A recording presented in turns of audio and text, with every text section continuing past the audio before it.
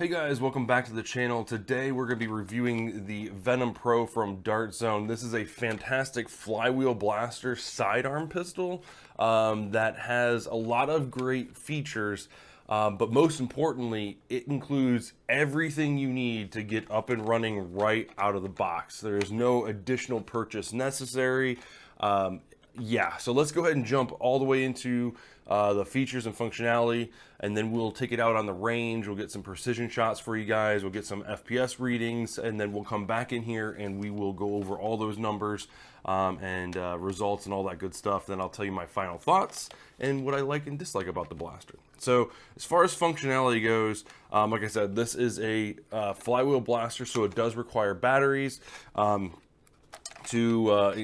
To install the battery, you just take off this thumb screw on the front here, and it opens up to an XT30 connector. This is where you can connect what we refer to as LiPo batteries, but they include not a LiPo battery, but a rechargeable battery pack inside the box, which is fantastic. So you basically just plug this in to here, and you are powered up, and then this just slides right back inside.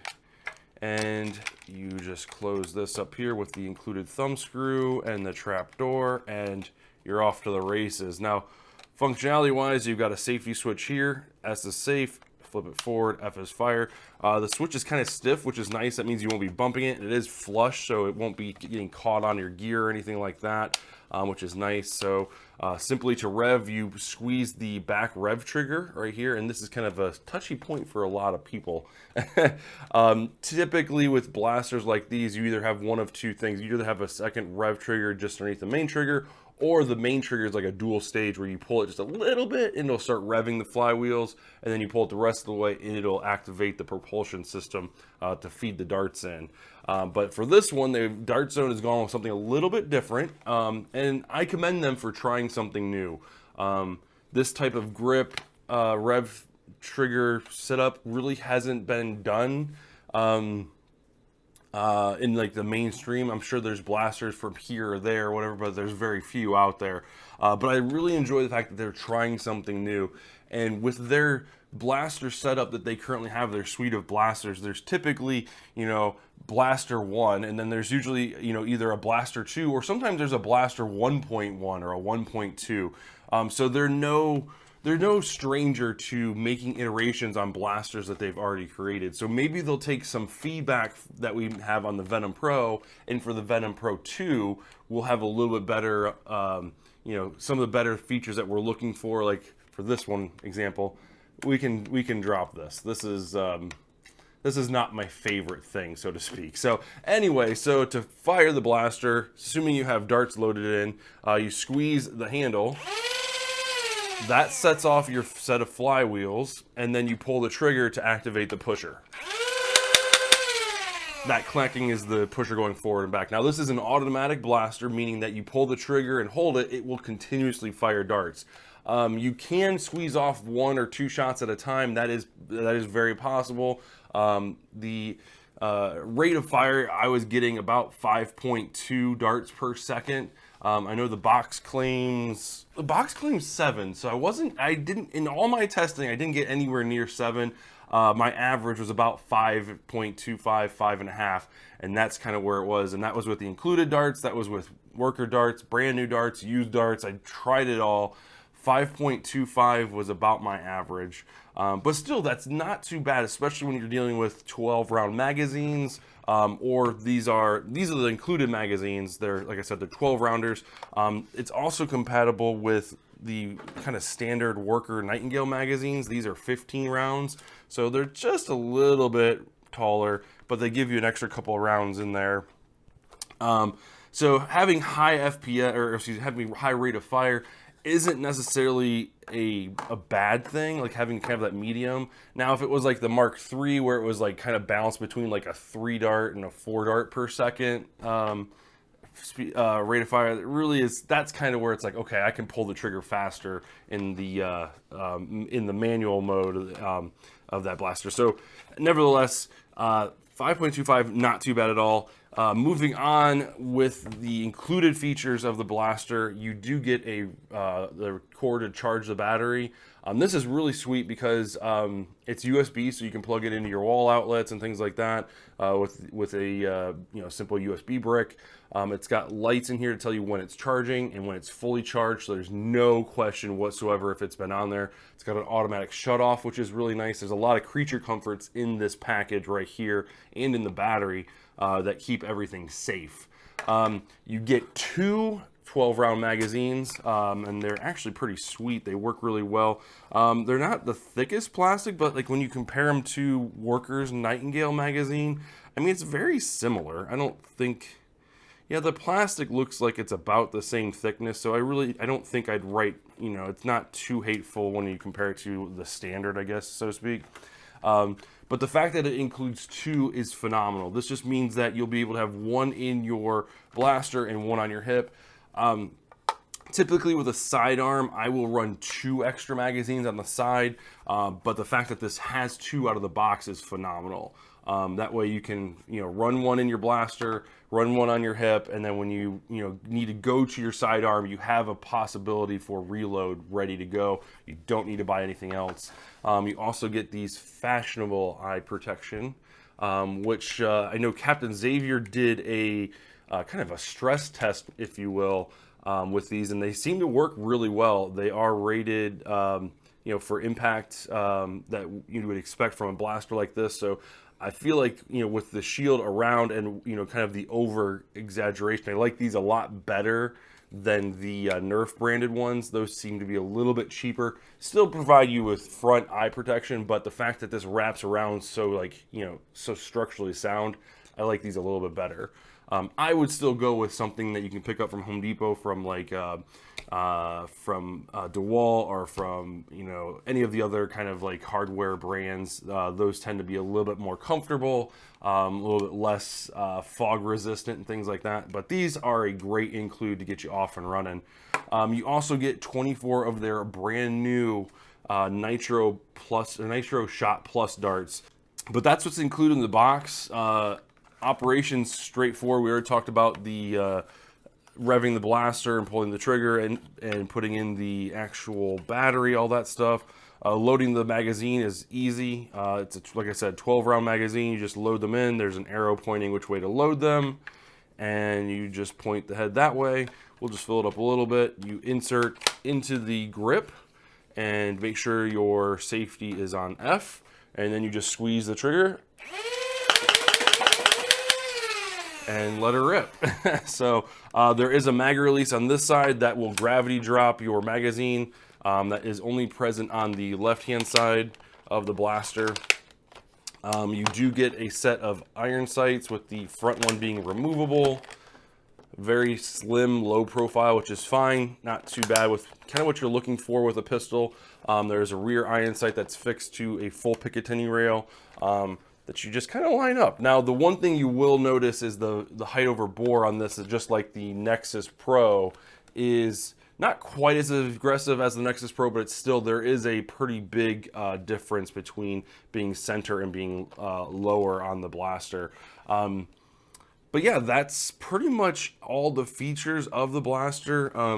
You do have a little bit of a sling mount here that you could use if you don't want to holster it. From what I've read, the majority of like the Amazon holsters, anything that will work with the Nightingale will work with this blaster just fine.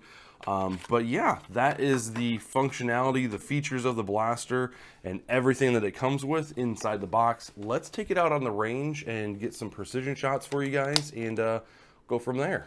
All right, so we're out on the range. We're at 30 feet. We've got the Venom Pro from Dart Zone. We're going to start off with the new Nitro Plus darts. These are the darts that come with the blaster, and we're going to be aiming dead center and try to peel off one shot at a time. We'll see how that goes.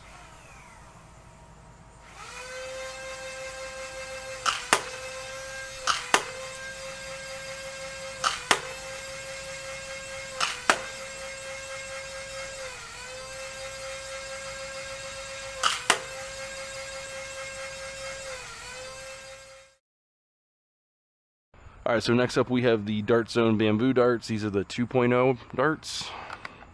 We're at 30 feet, the Venom Pro, aiming dead center.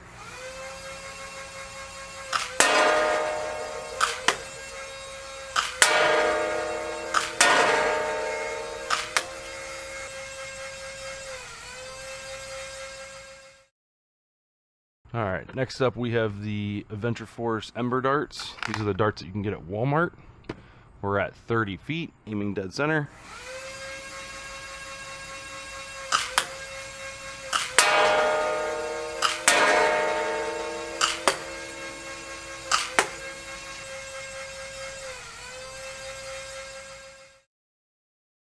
All right, next up we have the Ruby darts from Dart Zone. These are the target darts. We're at 30 feet, aiming dead center.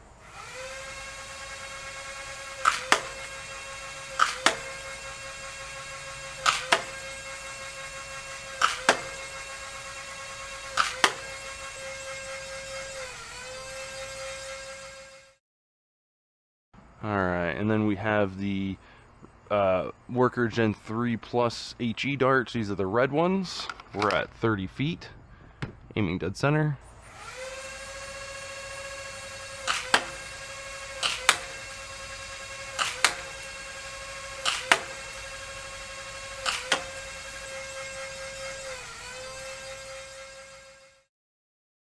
All right, and last up we have the Worker Gen 3 HE Plus darts.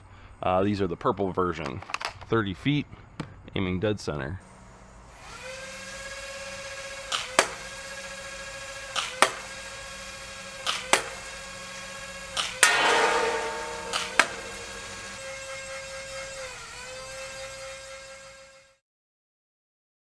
All right, just for fun, I've loaded up 15 of the Ruby darts from Dart Zone. These are the target darts. We're just gonna go full auto, aiming full dead center. We're at 30 feet. We'll see how it goes.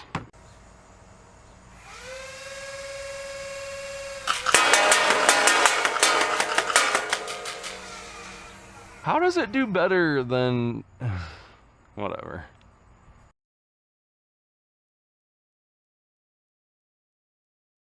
All right, guys, so we are back in from the range with the Venom Pro, and boy, oh boy, is this thing kind of fun to shoot. I didn't think I would care for this as much when I first opened it up and kind of played around with it, but it's kind of growing on me a little bit to where I might leave it as is. We'll see in the upgrade video if I remove this and go and modify the internal so and make that a dual stage trigger. We'll see. I've got some other plans for the upgrade video. We might end up leaving this as is. We'll see, we'll see. But with that being said, let's talk about our FPS readings first. The one thing I do want to mention, with all my reviews, I use brand new darts for every review, whether that's during the FPS readings, precision, any of the range shots that we might do with some of our blaster reviews. We use brand new darts for every shot. No dart gets used more than once. They end up going in a bin and we take them to our local wars, we take them to our family reunions and things like that, and that's where they get used. So we gain quite a few darts that are in really good condition, but I want to make sure that we have the best possible case scenario for the blaster to kind of show what it can do. That being said, we did have to reuse some of the Nitro Plus darts because these are not readily available at Target or online yet. So it only came with 24, and we do a 20 shot average for both FPS and out on the range. So I went ahead and shot 20 brand new darts through the blaster here in the office for the FPS readings. That way they weren't, subject to the elements. They literally were shot 6 feet through a chronograph into a soft blanket, and then they were retrieved immediately. Those same 20 darts were then used out on the range. So in the footage that you saw, the range that, the precision shots, those were shot one time with the Nitro darts. All the other ones were brand new. Just wanted to get that out of the way, kind of disclaimer, if you will. Once we get these readily available, I'll, if I need to go out on the range and shoot again, I will absolutely do that with brand new darts, and I'll leave a pinned comment down below once I do that, and if it was, anything to write home about. So let's go ahead and jump right into the FPS results. And yeah, it's pretty interesting to look at how consistent this blaster is. And that's one of the first things that I want to talk about that impressed me the most, was just how consistent the standard deviation was. And standard deviation is how, what's the average kind of differential between shot to shot to shot. So if you have one shot coming in at like 113 and one coming in at 140, you're going to have a larger standard deviation versus someone that had a blaster that has 113, 113, 115, 112. That's a little bit tighter grouping from shot to shot. So the fact that you're getting 5.6 with Worker Gen 3 Plus darts, 6.8, 6.6, 6.2. Heck, even the Bamboo, the 2.0 darts coming in at 10, that's not too hateful for a standard Flywheel, like unmodified blaster. And that's something we have to remember too is, with the precision shots of like a pump action Springer, those we can expect to see a little bit more consistency from. Something with like a full auto blaster, which for this testing I shot one at a time, allowing the flywheels to fully spin up in between each shot. So I try to eliminate that kind of variance a little bit. But still, you're dealing with two motors that are trying to spin simultaneously and push a foam dart through. So there is going to be a little bit higher chance for variance there. So 10 isn't really all that bad, especially when you're talking about a sidearm where you're going to be engaging your target less than 30 feet. So to me, the standard deviationist blaster is really where it shined at in the FPS testing. The other thing that I really enjoy about this one is the fact that the average FPS for most of these darts was right around that 130 range. And there's a lot of HVZs out there that run 130 and have a kind of a soft cap on that, which is good because the 130 average for a lot of these darts is showing 140 on the high. So I don't feel so bad having one or two shots out of the 20 grouping, the 20 test grouping that is, hitting 140. That's 10 or 11 FPS. It doesn't bother me as much as something like a 17 or a 20 or a 25. That's where you start to be like, okay, I might actually hurt somebody, or somebody's not expecting this, especially with like an HVZ scenario where people are running towards you. So even like the Bamboo darts coming in at 150, I don't know too many HVZs that their cap is at 150. They're usually 100 to 130. But nevertheless, for sidearms, for casual play and stuff like that, 130 is a kind of great threshold. And there's a couple things that you can do to lower that FPS even further. Putting a printed scar barrel on here. I know there's several 3D printed shops that have muzzle brakes and things like that they can put on here, and you could use the included P car that goes with the Dart Zone B car kit. They sell on their website. That fits in here. The B car doesn't fit, unfortunately. That's kind of sad. But the P card does fit, and that will lower your FPS a little bit further. So if you kind of feel like you need to get down to the 120s, that might be your ticket. I didn't test that in this scenario because I feel 130 is a good metric. Maybe in the upgrade video, maybe we will test that out. I don't know, we'll see. So before we move on from the FPS readings, the one thing that does have me excited is how exceptionally well the Worker Gen 3 Plus darts, the HE darts or whatever, both the red and the purple did coming out of the Venom Pro. If you look at the chart, coming in at 127 for the reds and 128 for the purples on average FPS, and then their high, just like I said before, hitting 141 and 140 respectively. That is phenomenal. That makes me feel really good, really confident that my blaster is not firing too hot. It's not going to hurt somebody. They're expecting to get hit at 130, and 140 really isn't that much of a difference when we're talking about transfer of energy. The nice thing, again, is that standard deviation, and I can't hammer that point home hard enough. That is, to me, that is the most important metric when you're looking at FPS, is how often am I hitting this average? How close am I? Am I getting too much of a variation? So having the reds coming at 6.8 and the purples at 5.6, that's phenomenal. So I know this isn't a comparison video, but I would be amiss if I did not compare this to the Worker Nightingale.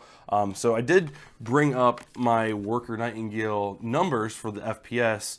And yeah, while there's a little bit of difference between the price point of these blasters, this one's available for $50 on Target shelves and Target.com, whereas you have to go to like a, you know, outofdarts.com to get this one, so a hobby website to get this one, or go to Worker's website, who's over in China, and order it directly from them.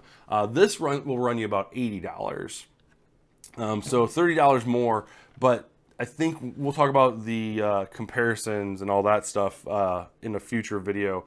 But the fact that this doesn't come with a battery, it only comes with one magazine, it only comes with 12 darts. There is a lot to be said about the consistency of this blaster and the actual like quality of the plastic, quality of the features of this blaster. But this being an all-in package really shines, where something like this, you've got to put a little bit extra money in there. I mean, you're probably, when you think about, you know, battery, charger for the battery, darts, extra magazine, you're well over $100 when you're going with this one. Now, don't get me wrong, like the size comparison, you know, you're looking a little bit slimmer, a little bit tighter of a profile. You've got some other creature comforts like this rubberized grip, things like that. A nice snappy trigger, single trigger pull. So this one you have pulled a little bit, it turns the flywheels on, and then that'll engage the pusher. But yeah, just an all around, you know, more premium product, but budget friendly, all inclusive. But if you look at the numbers, you know, the average FPS of the Worker Nightingale full auto, you know, is coming in at 115. Whereas you're getting, you know, high 120s, mid 130s, low 130s on the average on the Venom Pro. So if you need to get even lower, you know, rather than picking this one up and going with the Scar, the P-Car, you might consider going this route and giving yourself a more premium product that'll probably last you longer. You know, the average, the standard deviation still being within what I would suggest, what I would say is, you know, a reputable, acceptable kind of field, you know, the 6.3, 9.9, 8.9, the 15.8, you know, that again, those are the bamboo darts. Those typically are more for like the springers and things like that. And with them being super light, that's probably where we're getting that deviation from. So I really wouldn't worry. I wouldn't put too much, you know, credence in those darts. The Worker Gen 3s are kind of the standard, I would say. But even the Ruby darts from Target, those are phenomenal darts, and they work really well in all these blasters. And it's amazing that you could pick that stuff up right off the shelf. So even if you went with this blaster, you could pick those up off of Target and they would work in this blaster without a problem. But I just wanted to bring that up and kind of show, you know, a little bit of the difference. If you spent a little bit of extra money, you know, you're going to have to obviously put some more money into, you know, building out the loadout, but you're looking at a more premium product, I think. If you're looking for something all-inclusive, like maybe you're just starting out and you don't have a battery, you don't have a battery charger, which that could, you know, those two items alone can run you upwards of $30 by themselves, $40, depending on where you go and what kind of features you get. If you're brand new to the hobby, like this is a great starting point.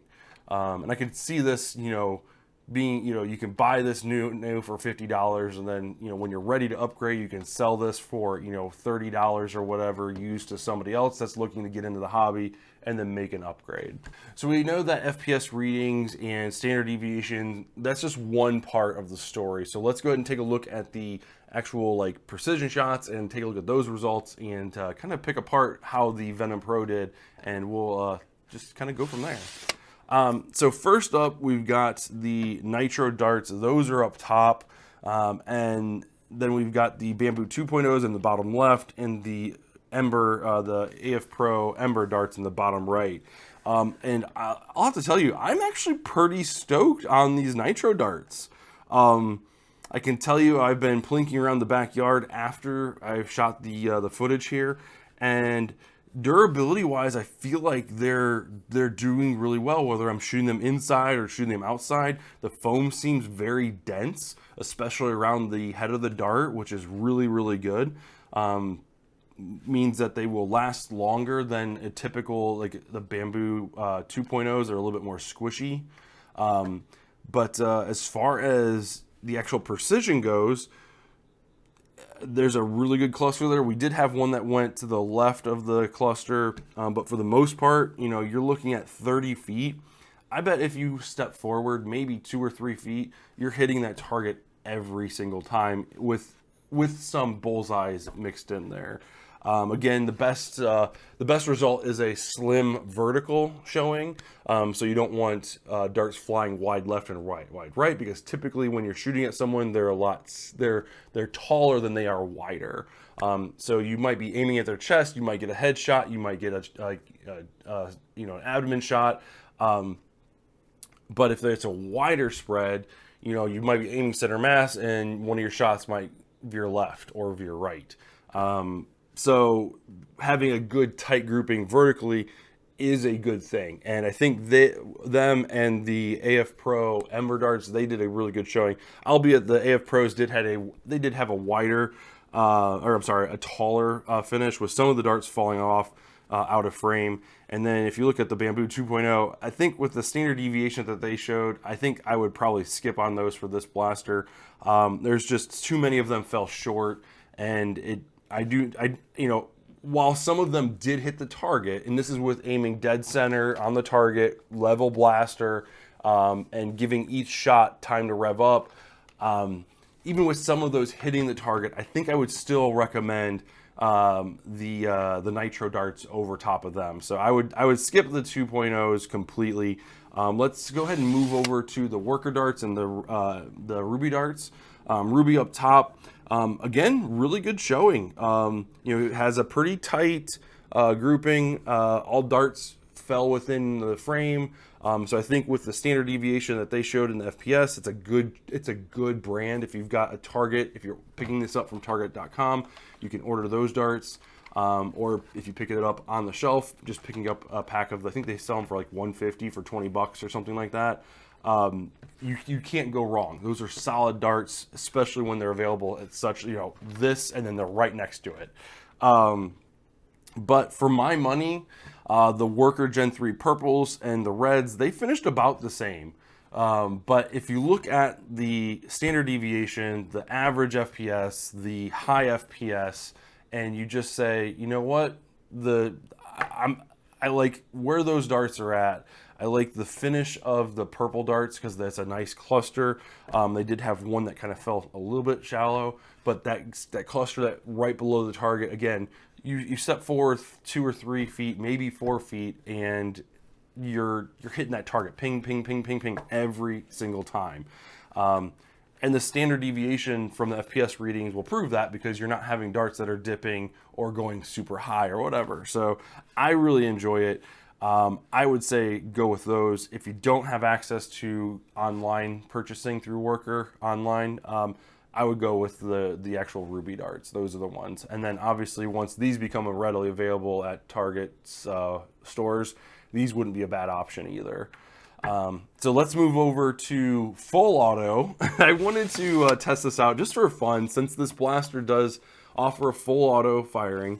I just wanted to do a mag dump. So I filled it up with 15 Ruby darts, and the top one is just the single shot that we saw before at 30 feet, and then the bottom image is full auto 30 feet, just mag dump from dart 1 to dart 15 straight on through.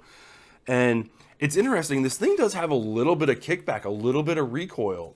I don't know what's going on the inside, haven't had a chance to open it, but it does have, not like, kind of strenuous, but there is a noticeable clank, clank, clank when that pusher is going back and forth.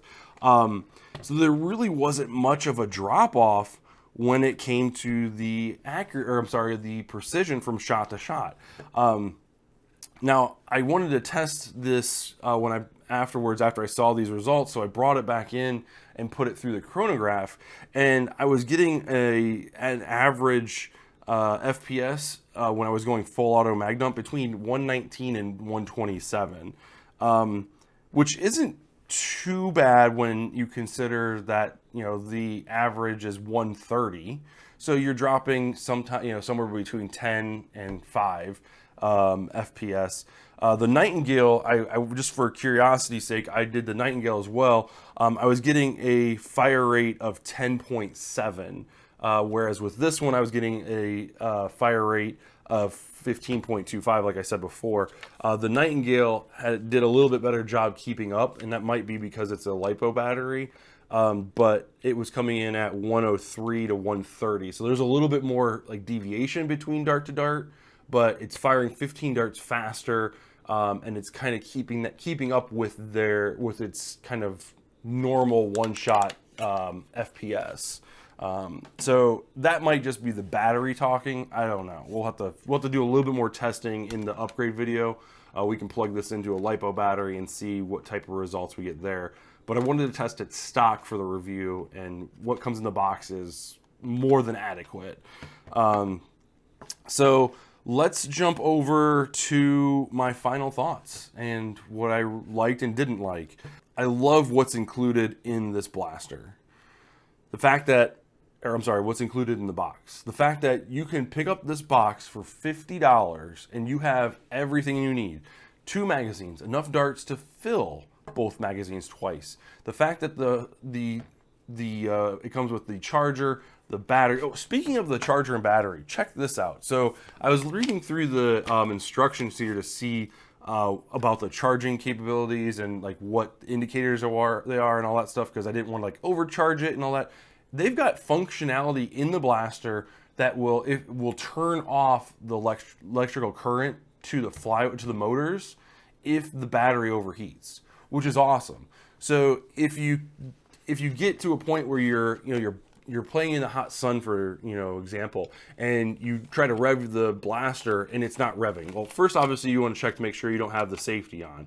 But if you're on fire mode and you're pulling this and it's still not squeezing the rev and it's still not going, you might have an overheated battery. And there's instructions on what to do in that case if that happens. So there's safety features involved inside this package, and I commend Dart Zone for that. That is really, really cool. The clear indication on whether the battery is charging or fully charged. It's flashing red and green when it's charging. It's solid green when it's fully charged. That again is really cool. I can't tell you how many electronics I get that have these USB proprietary, charging dongles, and there's no light, or if there is a light, it's solid, and it's just always solid, even if there's not a battery plugged into it. It's like, okay, well, it's getting electricity. Is it charging? Okay, it's been on the charger for 3 hours. Should I take it off? And it tells you in there, like, leave it charging for 2 hours and then take it off. So to me, that tells me that if it was completely dead and you plugged it in, it would take 2 hours to charge. But nevertheless, there's the indicator in there, the light indicator. That's so cool. And it works out really well. The battery compartment's large enough where you can use a larger battery. So if you wanted to play longer, I know we've got some people that play in HVZs that go all day long. I can see this being a big HVZ blaster, especially if you dual wield them. It's just begging for that type of gameplay. But yeah, what's included in the box is phenomenal, and that can't be overstated enough. Like, it's just a good value proposition. What I would change, or what I don't like about this blaster. Now, I know I mentioned that this is starting to grow on me. I would rather see this be a dual state trigger. And I know I think Dead Man's Foam is one of the community member that's already got a fix for that, where it uses the included hardware with some 3D printed parts to make it a dual stage trigger. I really think this was a misstep when it comes to the design of the blaster. Again, I commend them for trying new things. I really do. The Maxim Pro, that unboxing we just released last week, that review will be coming out next week. That one, I actually don't mind that one. It's a little bit narrower, but it has a little bit more of a click to it when you squeeze it. I don't mind that one nearly as much. This one, I just don't feel like, I don't know if I'm actually clicking it.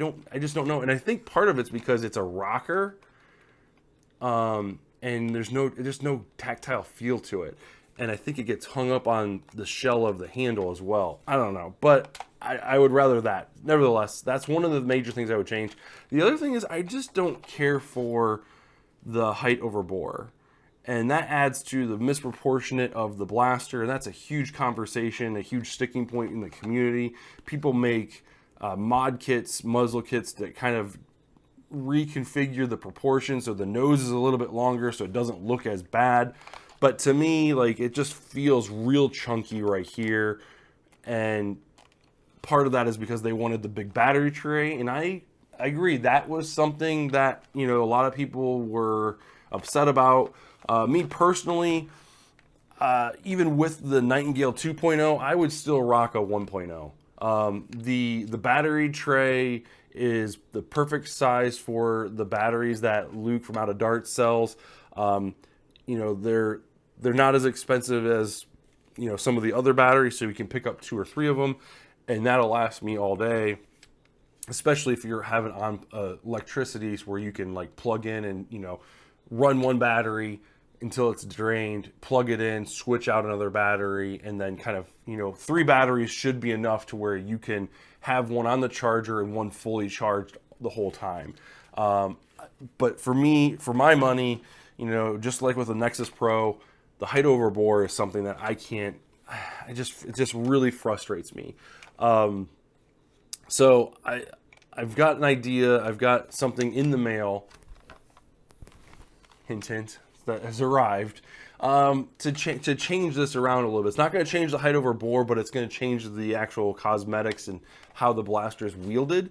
So I'm going to try that and see if I can get past the, you know, the height over bore, you know, problem. It's not as aggressive, like I said, as the Nexus Pro, but it is enough to make me go, oh gosh, I don't like that. I really don't. And even with the Nightingale 2.0, you know, their barrel was higher up, but there was still a chunky part underneath where the battery goes, and it still kind of looked odd. But at least the barrel and the top rail were kind of close enough to where you didn't feel like, oh wait, I got to go like this a little bit, because the barrel is actually lower. Those are my 2 main complaints about the blaster that I would have liked to see differently. I'm glad they tried this, and maybe they can iterate it or change it to where it was like the maximum blaster. I do like the fact that, you know, this is something different, but, you know, tried and true, we already have kind of the problem solved with the dual stage trigger.